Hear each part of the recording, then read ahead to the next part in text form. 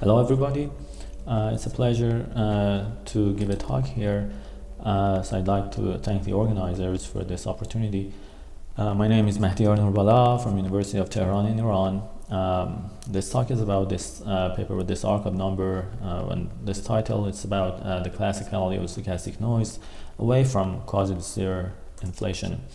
By the way, I have not mentioned the references in the slides, but you can find all of them in the paper. So the outline is that I'm going to talk about the stochastic inflation as a quick review, and then the stuff known in the series space, and then the main point, which is away from the series. What we're going to study is a test field, a free test field on a cosmological background. This is the equation of motion for the operator chi, our field. These primes are, as usual, conformal time with differentiation with respect to conformal time. This is conformal Hubble. And we write the field in terms of creation annihilation operators, and these are the mode functions, and this is the field velocity as the derivative of field with respect to the number of e-folds. We'll impose the usual Bunch-Davis condition and leave A unspecified and arbitrary, except that I want an inflationary accelerating background. So the key idea that goes back to Stravinsky in early 80s is that we decompose the field into its long and short modes, and there's a cutoff, a momentum cutoff k sub sigma, which is equal to sigma h, and in terms of wave number, this corresponds to the Hubble scale divided by some sigma. Sigma is a dimensionless parameter which we call a cutoff scale. Sometimes people call it epsilon. Okay, so what happens is that we have this short mode field and long mode field, and this theta function, which is a window function, a particular sharp window function, does this for us. So these are very well known. We do this for the field as well as for the field velocity. It's possible, it's easy to see that the field equations in terms of this long mode look like this, and the short modes appear as sources through these noise operators, and everything here is quantum operators. So psi sub chi and psi sub v are our noise fields. Noise operators are they look like this, and we're going to restrict to a single patch. So I choose I set x equal to 0 everywhere and the remainder, and the noise commutators are given by these expressions. You can see that they vanish for similar noises, and chi and v noises have this particular commutator.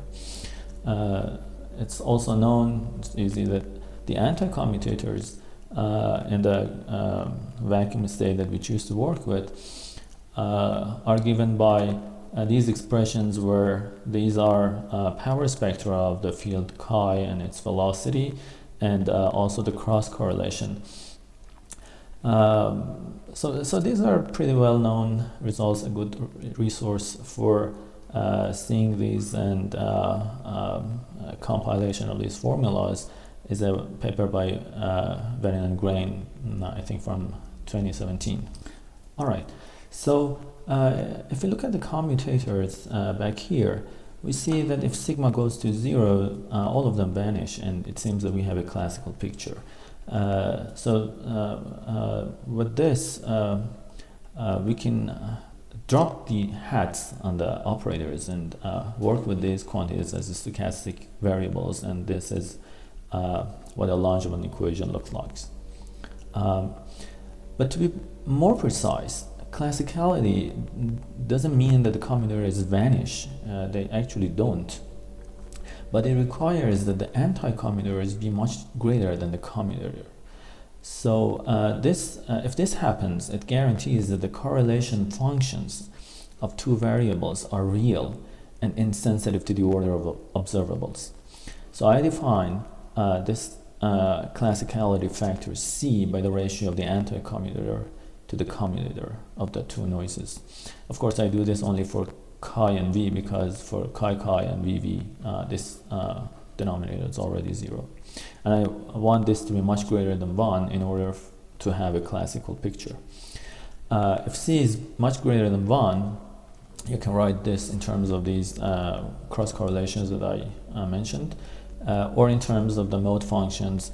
And the mode it turns out that the real part of this product of mode function and its derivative must be much greater than its imaginary part, and its imaginary part is given by the Wronskian.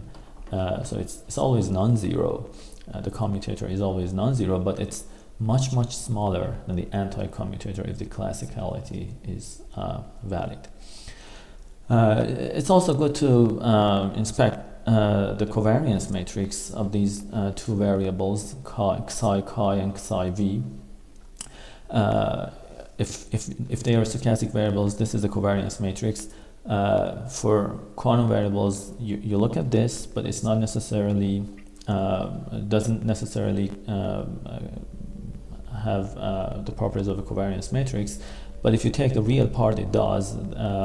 That's when your system is almost classical. Or equivalently, you can replace these by their anti-commutators, half of their anti-commutators, and then you find this form of the covariance matrix in terms of the mode functions. So you can calculate everything. In particular, you can calculate the eigenvalues of the covariance matrix. It's given by in terms of the trace and the determinant of the covariance matrix, T and D respectively, and that these two eigenvalues, it can be seen that one of them, if the classicality is valid, one of them is much greater than the other. In fact, the ratio of these two is proportional to the classicality factor squared. So we conclude that whenever the system attains classicality, there's practically only one independent noise, and the other one has a comparably tiny amplitude, so you have a one noise system. And this is a side result which is interesting, and I haven't seen elsewhere actually. Great, so let's move on. Now, everything that I have said so far applies generically to any background A of t. We now investigate classicality in the series space where w is equal to -1, and later the more general case of w. Okay, so let's take sigma and m be any numbers. Of course, I take m to be light and then later heavy. In this case, the mode functions can be solved exactly. So you can solve the Sasaki equation, and solving for the mode functions, you plug them into the formula that I showed you. You find these correlations. The prime means that I've dropped the delta, and of course these Hankel functions appear, which is no surprise, and the index nu is given by this famous expression. So everything is exactly solvable. Okay, and now I can read the classicality factor from those correlations on the previous page. The anti-commutator is divided by the commutator, and it's just some expression. I can plot it. If you look at the plot in the sigma nu plane, this is C, you see that there is a region that C blows up. So that's good because I like higher values of C.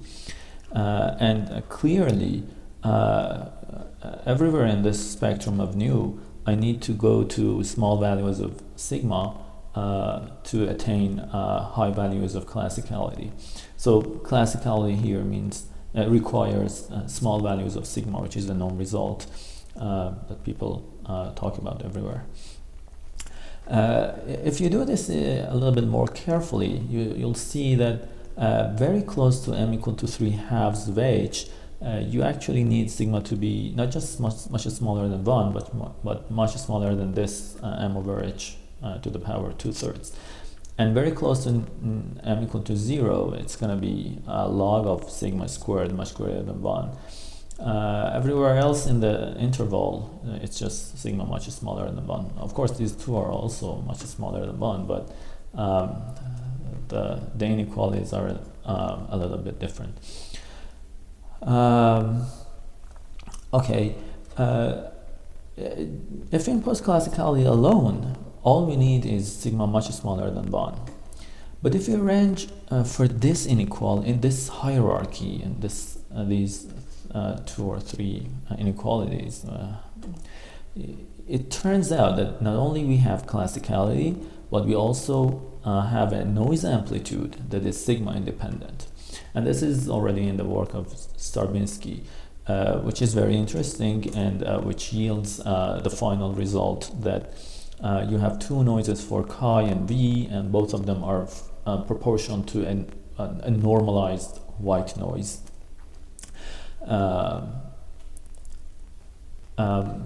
It's also possible to extend this to the heavy mass regime, where m is greater than 3/2 of h. For this case, the phase factors that appear in the mode function, as well as the phase factor that appears in the Hankel function, these become exponential and lead to oscillatory decays. This is very easy. By the way, I forgot to put this in the paper, so it's something that I show here. But again, we can read the classicality factor, and it turns out that it cannot be large, as you can see here on this picture. So this is again the same picture as I showed you before, but in terms of m over h rather than nu. Previously I only showed you this part from 0 to 1.5. Now I'm showing the extended range of m over h. As you can see, for heavy fields, C cannot diverge, and so you cannot have classicality. But you might see it's not very clear in this picture.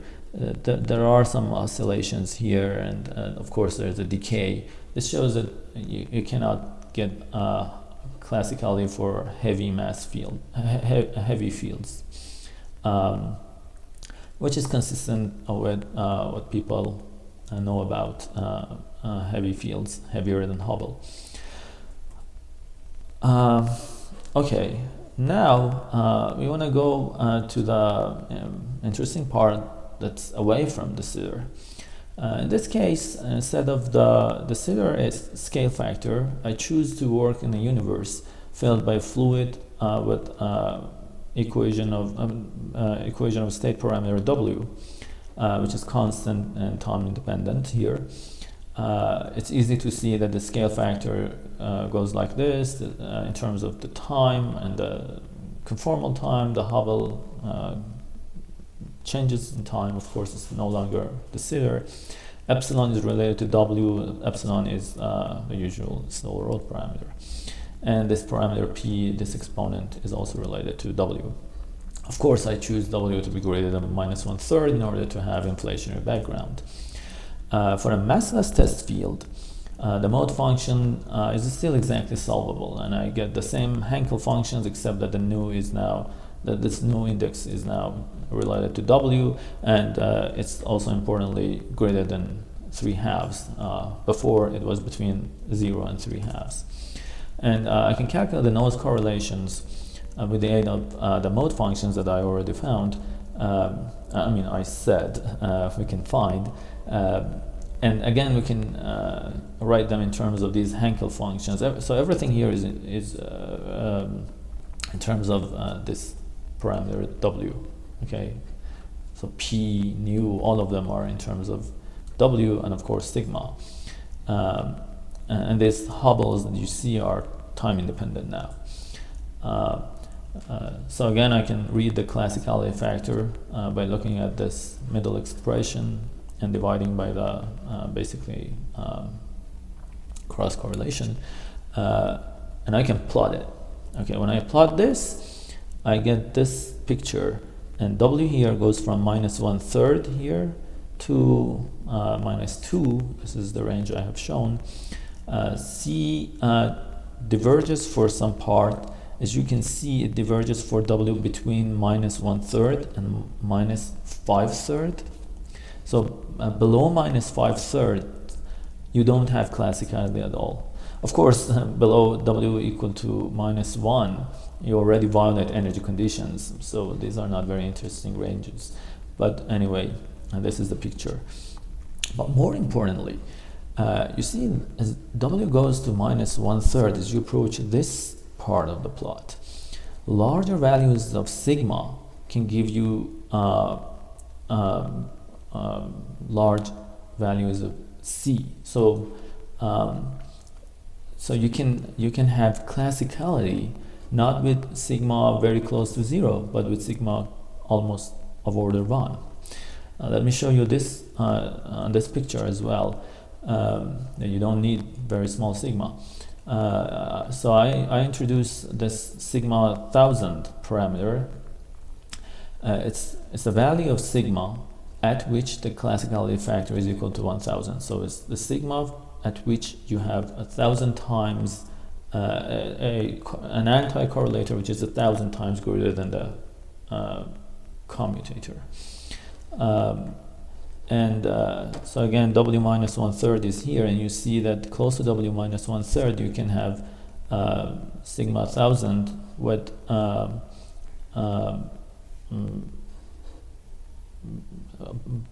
you can close to W minus 1/3, your sigma 1000 could be 0.8, 0.9. So that's quite good classicality with a sizable value of sigma. So let me make a few remarks. Smallness of sigma was not a fundamental necessity to begin with. I stress that. It doesn't appear in a sub-horizon formulation of stochastic inflation either. This is, you can look at the work by Mahdiyar. He formulates stochastic inflation in Poincare patch, and so it's a sub-horizon formulation. It doesn't have to, you don't have to think that sigma must be greater than 1 or much greater than 1. Another thing is that the noise amplitudes that I find here do depend on sigma, which is not as nice as Stravinsky's original result, in which in de Sitter you have sigma independent noise amplitudes. But again, this is not a fundamental problem. All it means is that we have a classical stochastic picture. We do have a classical stochastic picture, okay? But the properties of this process are scale dependent. So you have a scale dependent quantity, which is your field, coarse-grained field, chi sub s in my notation, earlier notation. And this, but it really does depend on its coarse-graining scale, because it's defined through some formulas, and it depends on sigma, and its evolution also depends on sigma, because the noise depends on the value of sigma. And now let me summarize. So we have reviewed the classical behavior of a free test field on an accelerating background. I haven't done the more interesting cases of an interacting field or an inflaton, but that's the point is something else. And at the de Sitter limit, we know that the coarse-graining scale, the sigma, must be much smaller than the horizon. Of course, except for heavy fields in which there is no classicality. But as we approach W equal to minus 1/3, and this is the new thing, classicality can be achieved at larger values of sigma of order 1. You don't have to have very super horizon regions. And in general, the noise amplitude depends on the scale of smoothing, the sigma, which is something to note. All right, thanks for your time, and goodbye.